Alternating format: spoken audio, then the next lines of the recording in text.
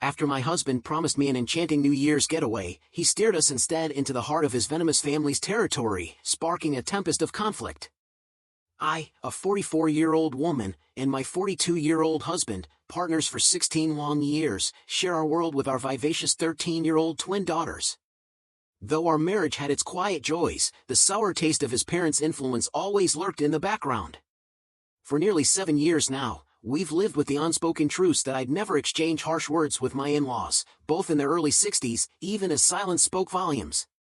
In my eyes, and from what I've experienced, these relatives are the cruelest souls I've ever known, and my heart seethes with genuine loathing for them. They seem to despise me as much as I recoil from them, and, heartbreakingly, they even cast their disdain on our precious children. It's painful to admit, but they bully anyone or anything that doesn't please them. They've never warmed to me, and by extension, neither have they embraced our kids. Their shallow animosity is laid bare. They detest me simply for my weight. I've been a fuller-figured girl since childhood, enduring endless jibes that have etched scars over the years. It's a reality I can't alter. My body is naturally robust, a product of big bones rather than poor habits. I remain healthy and capable, though my frame is larger than the average American woman, a fact that has long drawn their disdain. Every visit to their dinner table was a gauntlet. My husband's every trip with me was punctuated by their constant reminders of my size. At first, when we were still courting, their cutting remarks about my weight stung deeply, but after my husband intervened, those barbs softened, only to be replaced by equally cutting gestures, like serving me bland, meager portions under the guise of watching one's diet, despite their youth suggesting otherwise.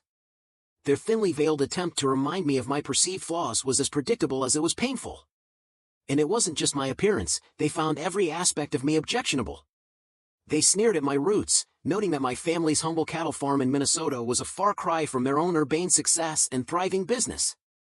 Even my spirited, slightly shrill nature was met with disapproval. My mother-in-law would scrunch her face at my exuberance, then dramatically plug her ear to shush me. Every petty, cutting action chipped away at my spirit, yet I remained silent, fearing that any protest would only grant them further ammunition to justify their hatred. I learned to shrink into myself whenever I was in their presence, while my husband offered endless apologies that never translated into any real escape from their clutches.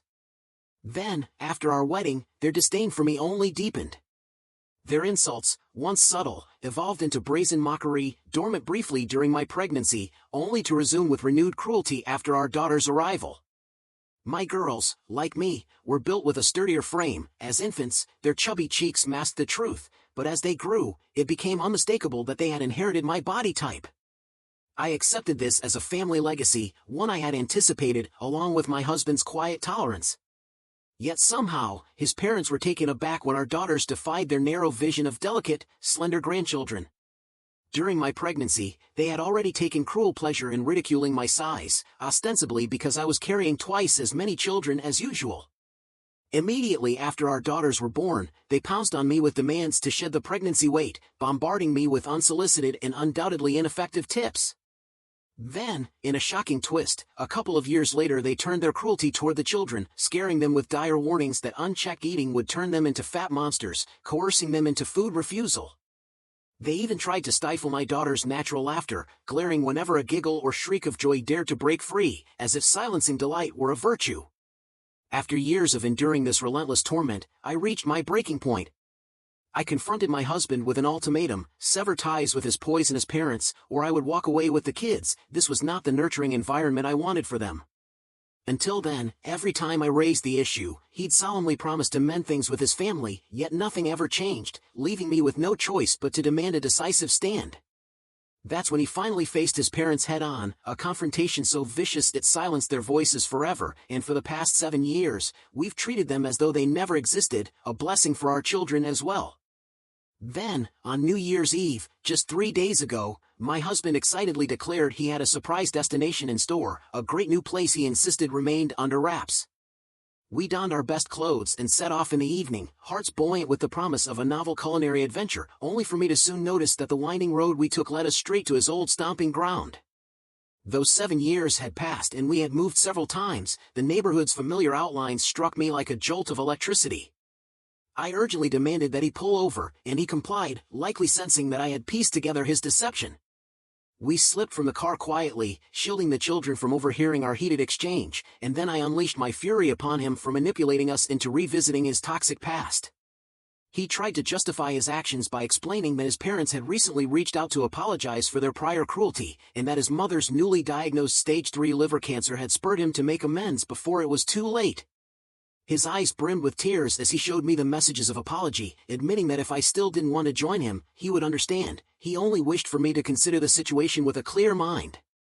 The texts revealed his parents' desperate yearning to see him, the kids, and even me, a notion so foreign that I had never imagined they would ever extend such a plea. He had even called them on my behalf, and when I spoke with them on the phone, their voices trembled with pleading, urging me to visit them.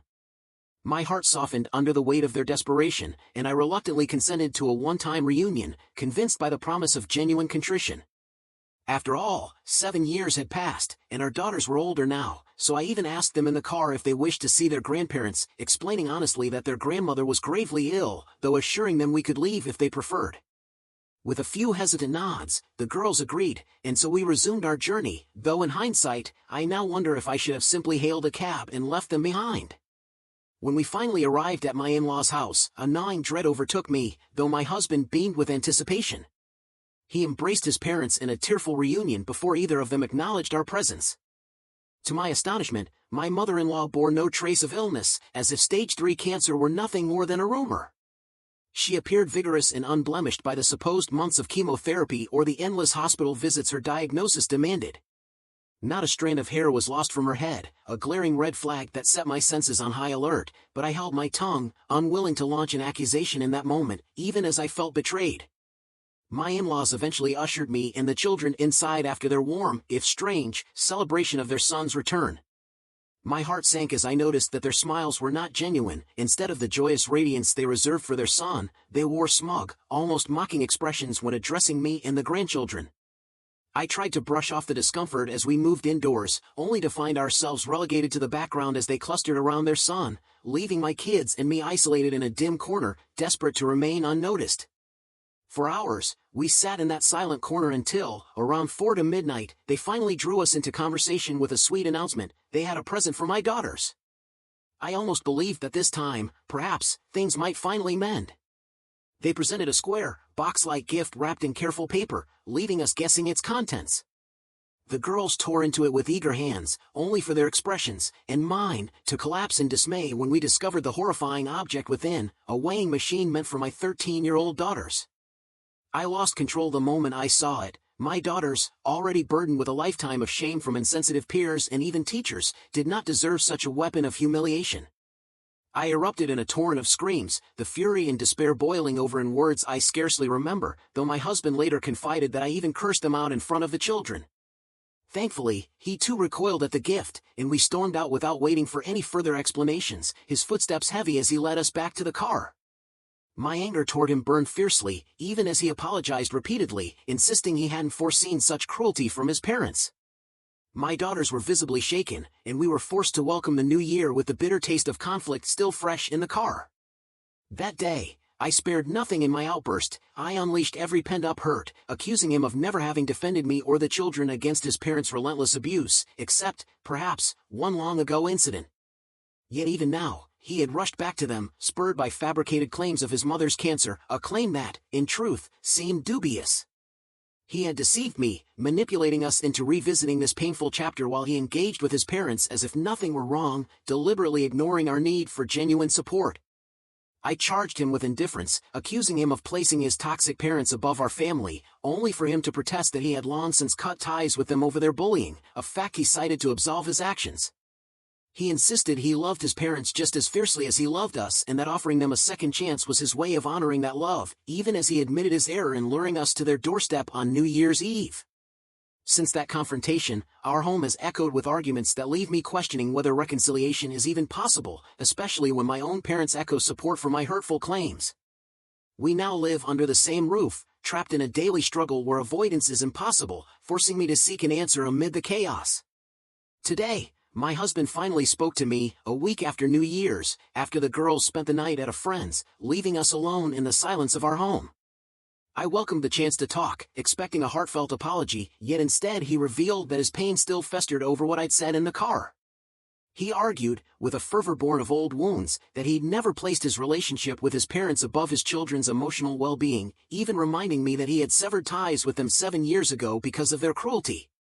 He lamented that even after the New Year's debacle, he had maintained his distance, as if his sacrifice for our family's sake was the bare minimum. I, weary from the day's labor, countered that his prolonged tolerance of their abuse had cost us dearly, yet he continued to defend his choices, insisting that if roles were reversed, I would have done exactly the same. He argued that the burden of cutting off one's parents was uniquely his, though I pointed out that if my own parents behaved in such a toxic manner toward my family, I would not hesitate to end all ties. I made it clear that I valued my family above all else, unafraid of societal judgment, a stark contrast to his unwillingness to do the same. My words, charged with the pain of years of neglect, left him defensive. He insisted that my position was easier because my own parents were loving and supportive, unlike his. We fought fiercely over these fundamental differences, and now I'm left wondering if our paths can ever converge again. For years, I clung to our marriage, determined not to drag our children into a bitter custody war when they were so young, but now I see that our disagreements run deeper than petty spats. Even if he were to admit his faults and beg forgiveness, I doubt I could ever view him the way I once did. I feel diminished, a doormat trampled by the relentless demands of everyone, my husband, the kids, and even my own parents, all dictating my every move and punishing me for dissent. I've reached a point where I can no longer appease everyone, and I'm exhausted by the relentless turmoil. I once loved my husband deeply, but now I'm adrift, uncertain of my feelings, and while I adore my daughters, their teenage angst and occasional hostility add to my sorrow. They seem embarrassed by me at times, as if I were an unwelcome relic they wish to hide away, a phase I understand, yet it only deepens my loneliness. Even my parents, with all their well-meaning interference, can sometimes feel overwhelmingly intrusive. For years I've wandered in confusion, and now I'm resolved to prioritize my own well-being. After our latest explosive fight, he left to spend the night at a friend's house, a departure I didn't try to stop. Once I finished recounting all of this, I decided to indulge in a hot shower, a glass of wine, and some outrageously cheesy reality TV until sleep claimed me on the couch, a small act of self-preservation. The next morning, my husband returned along with our children, surprised to find me still sleeping on the couch at 10 a.m., far later than my usual 7 a.m. routine of preparing breakfast and packing lunches. He casually mentioned that he had taken the day off, noting the official holiday, so it didn't matter that I'd overslept. After collecting the kids from their friend's sleepover and ushering them into their rooms, we sat down to a silent breakfast together. His expression radiated anger, though I remained silent, mechanically eating my sandwich. The day unfolded quietly until around 3 p.m., when, mid-conversation with a friend, he abruptly demanded to speak with me. I asked him to wait just a few seconds, but his impatient tone cut through the call, insisting that his matter was far more urgent than my chatter. Annoyed, I ended the call and turned to him, warning him sharply to mind his behavior. I was no longer willing to tolerate his condescension. I laid out my grievances clearly. I refused to be anyone's doormat, and if he couldn't respect my needs, then he had no right to speak to me at all. This led to yet another explosive argument. We never even reached the topic he initially wanted to discuss because he was too busy insisting that his politeness was being mistaken for sensitivity on my part. In the end, he stormed out once again without disclosing his destination, and I refrained from probing further. Our daughters ate dinner in hushed silence before retiring early, and I found solace in the quiet that followed, grateful they hadn't pressed for explanations. Eventually, after many bitter days and unresolved fights, my husband and I sat down as grown-ups and decided, mutually and with heavy hearts, that we should separate. It became painfully clear that our relationship had long been on a path to ruin, and rather than continue to make each other miserable, we agreed that a parting of ways would bring a measure of peace. Though our children might struggle initially with the change, we believe in time they will come to accept it, and our current discussions with them show tentative signs of understanding. I hold on to a fragile hope that the future will mend some of these broken parts, and I am deeply grateful for the support and advice that has come my way.